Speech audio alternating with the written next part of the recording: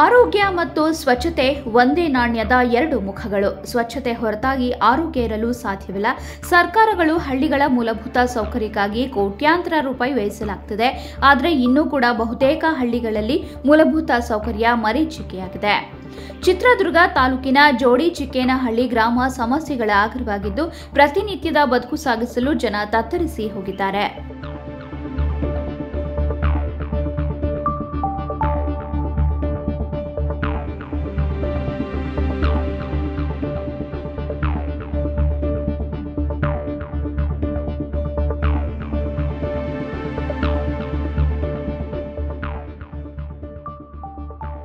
ಜೋಡಿಚಿಕ್ಕೇನಹಳ್ಳಿ ಗ್ರಾಮದಲ್ಲಿ ಒಳಚರಂಡಿ ವ್ಯವಸ್ಥೆ ಸರಿಯಾಗಿಲ್ಲ. ಗ್ರಾಮದಲ್ಲಿನ ಮಲಿನ ನೀರು, ಚರಂಡಿಗಳು ಹೂಳು ತುಂಬಿ ರಸ್ತೆಯ ಮೇಲೆಲ್ಲ ಗಲೀಜು ನೀರು ಹರಿಯುತ್ತಿದ್ದು, ಬೈಕ್ ಸವಾರರು ಪರದಾಡುವ ಸ್ಥಿತಿ ನಿರ್ಮಾಣವಾಗಿದೆ. ಗ್ರಾಮದಲ್ಲಿ ಖಾಲಿ ಜಾಗಗಳಲ್ಲಿ ಮುಳ್ಳು ಕಂಟಿ ಬೆಳೆದಿದ್ದು, ಹಾವು ಚೇಳು ಜನರ ಮನೆಗೆ ಬರ್ತಿದ್ದು, ಗ್ರಾಮದಲ್ಲಿ ಬದುಕುವ ವಾತಾವರಣ ಇಲ್ಲ ಅಂತ ಗ್ರಾಮಸ್ಥರು ಬೇಸರ ವ್ಯಕ್ತಪಡಿಸಿದ್ದಾರೆ.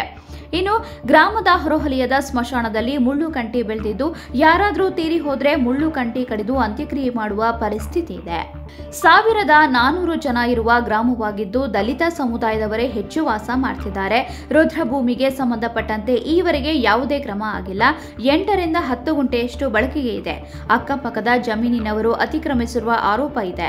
ಸರ್ವೆಗೆ ಬಂದ ಅಧಿಕಾರಿಗಳನ್ನ ಅಕ್ಕಪಕ್ಕದ ಜಮೀನಿನವರು ವಾಪಸ್ ಕಳಿಸಿದ್ದಾರೆ. ಬಹುಮುಖ್ಯವಾಗಿ ರುದ್ರಭೂಮಿಗೆ ಸಮರ್ಪಕ ಜಾಗವಿಲ್ಲದ ಕಾರಣ ಯಾರಾದರೂ ಸತ್ರೆ ಹೂಳೋದು ಕಷ್ಟವಾಗಿದೆ. ಚಿತ್ರದುರ್ಗ ನಗರದಿಂದ 20 ಕಿಲೋಮೀಟರ್ ದೂರ ಇರುವ ಈ ಗ್ರಾಮಕ್ಕೆ ದಿನಕ್ಕೆ ಒಂದೇ ಖಾಸಗಿ ಬಸ್ 2 ಬಾರಿ ಮಾತ್ರ ಓಡಾಡುತ್ತೆ. ಬಿಟ್ರೆ ಸರ್ಕಾರಿ ಬಸ್ ಸೌಲಭ್ಯಗಳು ಇಲ್ಲ. ಹಾಗಾಗಿ ಮಹಿಳೆಯರ ಪಾಲಿಗೆ ಶಕ್ತಿ ಯೋಜನೆಯೇ ದೊರಕುತ್ತಿಲ್ಲ.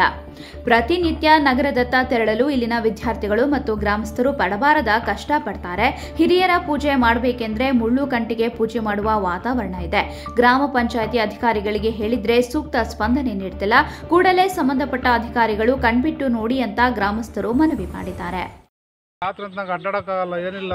ಹಂಗೆ ಬೆಳಕಿನಾಗನ್ನೇ ಹೊರದು ಬರ್ತಾವೆ ಹಾವು, ಚೇಳು, ಮಂಡ್ರುಗಬ್ಬೆ, ಹುಳ, ಉಪ್ಪಡೆ ಅಂತೂ ನಾವು ಇಲ್ಲಿ ವಾಸ ಮಾಡೋದೇ ಕಷ್ಟ ಆಗ್ಬಿಡತ್ತೆ. ಇಲ್ಲಿ ಎಲ್ಲ ಪಂಚಾಯತಿಗೆ ಅರ್ಜಿ ಕೊಟ್ವಿ, ತಹಸೀಲ್ದಾರ್ ಬಂದಿದ್ರು, ತಿರುಗಿ ಮತ್ತೆ ಇವರು MLR ತೋರಿಸಿದ್ವಿ.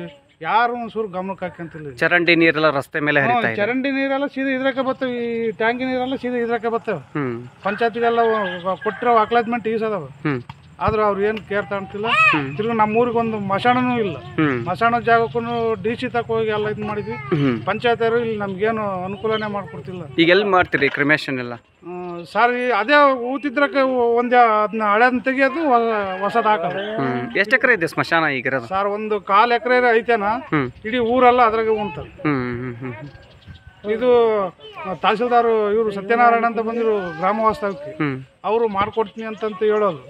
ಅವರು ರಿಟೈರ್ಡ್ ಹೋದ್ರು. ಈಗ DC ಅರ್ಜಿ ಕೊಟ್ಟಿದ್ವಿ, ಅವರು ಗಮನಕ್ಕೆ ಹಾಕ್ಯಂತಿಲ್ಲ. ಅದು ಗ್ರಾಮ ಠಾಣಕ್ಕೆ ಸೇರೈತೆ ಅಂತ ಹೇಳ್ತಾರೆ. ನಮಗೆ ಇದು ಸ್ಮಶಾನದ್ದು ಇದು ಮಾಡೋಕ್ಕೆ ಹೆಣ ಉಣಕ್ಕೆ ಜಾಗ ಸಿಗ್ತಿಲ್ಲ. ಹಂಗಾಗಿ ಸ್ಮಶಾನ ಅನ್ನೋದೇ ಇಲ್ಲ ಇಲ್ಲಿ ನಮ್ಮೂರಲ್ಲಿ. ಇಲ್ಲಿ ಇದು ಸುಮಾರು ರೆಡಿ ಮಾಡೋಕ್ಕೆ ಹೇಳಿ ಸ್ವಚ್ಛತೆ ಮಾಡಿಕೊಡ್ರಿ ಅಂತ PDO ಹೇಳಿದರೆ, ಆಯ್ತಪ್ಪ ಮಾಡಿಸ್ಕೊಡ್ತೀನಿ ಅಂತಂದೇಳಿ ಬೇಜವಾಬ್ದಾರಿತನ ಮಾತಾಡುತ್ತೆ ಅಮ್ಮ ಹೇಳಿದರೆ.